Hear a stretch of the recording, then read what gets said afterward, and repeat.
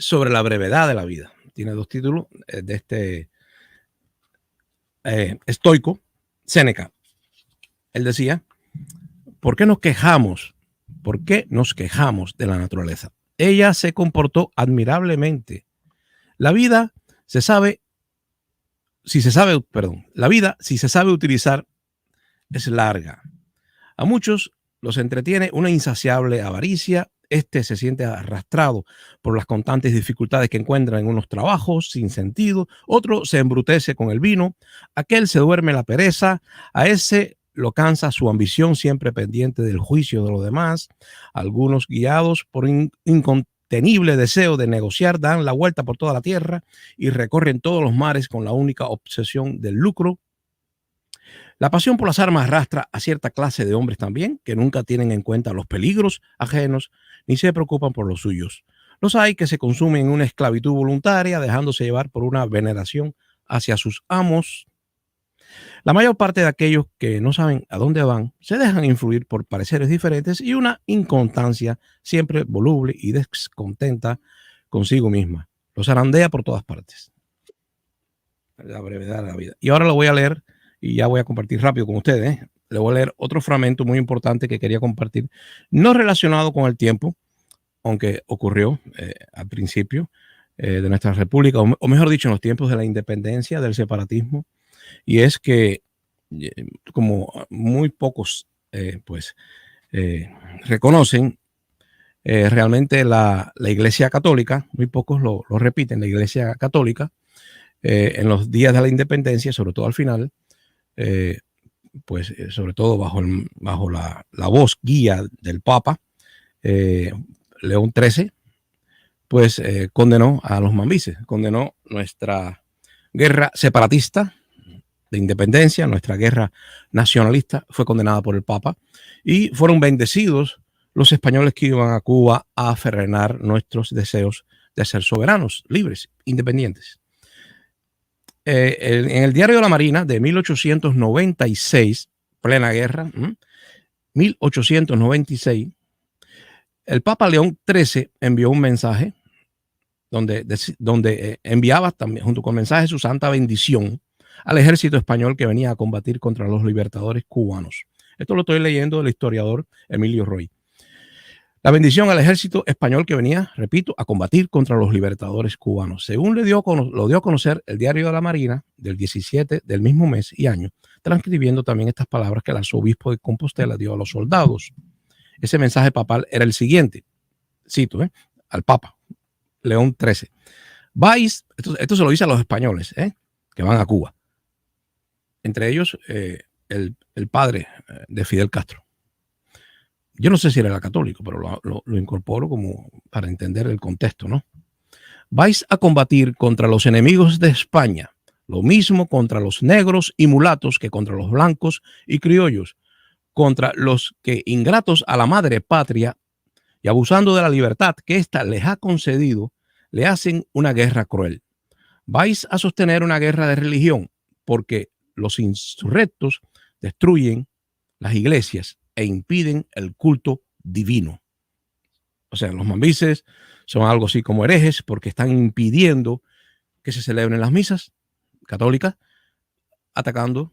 Bueno, lo que no dice es que primeramente los curas están convirtiendo, bajo la presión política de su aliado, que es la corona, en Cuba, están convirtiendo las iglesias en cuarteles para resistir a la insurrección. Por su parte, Manuel Sanguilí, en el grandilocuente discurso pronunciado el 10 de octubre de 1896 en Nueva York, al comentar cómo de España venían santificados los soldados españoles a fuerza de bendiciones, medallas y escapularios, y al llegar a Cuba se repetían las mismas ceremonias, expresó: el episcopado español, desentendiéndose de los intereses del cielo y de los sagrados votos de su ministerio de amor y de piedad cristiana, atiza contra nosotros las pasiones inclementes de la plebe. Mientras el vicario del Cristo dulcísimo que murió perdonando a sus mismos enemigos bendice desde la silla de San Pedro a los bárbaros que se aperciben en la matanza de gente que ni siquiera conocen, como si fantástico y sepulcral entre los pliegues de su blanca túnica reapareciese aquel pontífice mundano,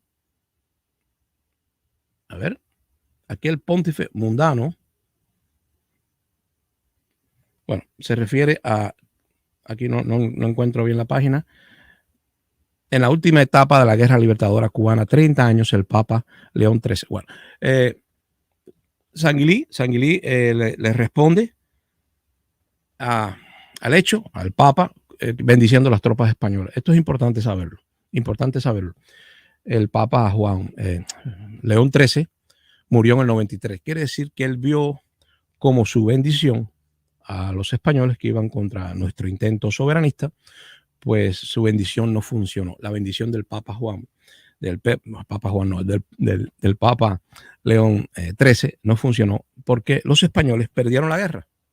No funcionó y él vio cómo Cuba tuvo una república, Y yo hablo de este tema porque la verdad es que la Iglesia Católica por estos días está experimentando cómo se está de nuevo renovando el espíritu de la teología de la liberación, que es un movimiento cuasi marxista dentro de la Iglesia, impulsado sobre todo por jesuitas, para promover la justicia social, que en definitiva, desde la Edad Media, finales de la Edad Media, pues la Iglesia lo anunciaba dentro de su discurso, la justicia social. Y quiero compartir también con ustedes pues esta sensación de que el tiempo se acaba, para repetirles el consejo de mi mamá que decía que no se acaba el tiempo, somos nosotros quienes nos acabamos. El tema de la voluntad, que es obviamente algo común a todos nosotros como especie, viene de voluntatis, mejor dicho, voluntatis, del latín voluntatis, el verbo inicial que es volu, de voluntad, volu quiere decir querer, desear, esa es voluntad. Y bueno, algunos de ustedes deben haber leído, me imagino, sobre todo en la adolescencia, que es cuando uno se siente más tentado, a Nietzsche, el filósofo que tanto inspiró a los románticos nazis. Nietzsche habla de la voluntad de poder, casi una voluntad no solamente de planificar tu conducta, sino ya de dominar a los demás. La psicología conductiva, más moderna, pues define la voluntad como la capacidad de aplazar la recompensa, o sea, trabajar a largo plazo, tener el carácter, como se dice en Cuba, carácter. Ese hombre tiene carácter, o esa mujer tiene carácter. El carácter sería aquella, vamos a decir, buena forma de la psiquis para aplazar, según los conductistas, la recompensa, el premio. O sea, voy a estudiar tantísimos años porque al final voy a ser recompensado, pero tengo que esperar por esa recompensa a largo plazo y no dámelo ahora todo, como hacen los niños pequeños que no están educados todavía en los sentimientos, que tienen una voluntad desordenada. Los niños dicen, ahora, dame el regalo ahora. No, y no pueden soportar. Ustedes han visto que los niños no pueden soportar aplazar la recompensa. Así que en los niños la voluntad está desordenada y deben ser educados, deben ser educados en el sentido más clásico de la pedagogía. Yo quería leerles un fragmento, como siempre, en este caso de un poeta, vamos a ver si lo veo. Perdón, que me están metiendo mucha propaganda. Ok, de Ovidio, un poeta romano a finales, vamos a decir, casi llegando a la época cristiana. Él vivió antes de nuestra era y después de nuestra era. Tuvo Ovidio ese privilegio de vivir en las dos eras, ¿no? En la pagana romana y en la de inicial cristianismo, pero no creo que haya conocido el cristianismo. Ovidio hizo un libro supuestamente contando la historia de nuestro mundo hasta el César, que era como un dios. Pero Ovidio fue exiliado. El emperador lo exilió y yo me imagino que pueden haber, se especula mucho, incluso algunos hablan de que fue un libro que él hace de consejos para el amor, cómo seducir a las muchachas y a las muchachas, cómo seducir a los muchachos, que por cierto le dice a los muchachos, no regalen demasiadas cosas a la muchacha que quiere seducir, porque eso da miedo cuando tú estás muy generoso dando. Y a las muchachas les recomienda, entre otras cosas, estoy simplificando, no usar demasiados maquillajes porque ya el hechizo no es la seducción, la mentira, el encanto no es posible porque hay demasiado maquillaje, ya es una máscara que espanta también, como los muchos regalos del varón a la hembra. Quizás por eso los expulsaron, hay quien dice que por eso, hay quien dice, en definitiva, que puede haber sido por conjuras, cosas propias de la época. El caso es que el emperador no lo mata lo manda al exilio y ni le toca su propiedad, le permite vivir de las rentas de su riqueza. Así que debe haber sido por alguna razón ideológica. Un exilio no lleno de odio, y no era personal. Ovidio, fuera de aquí de Roma.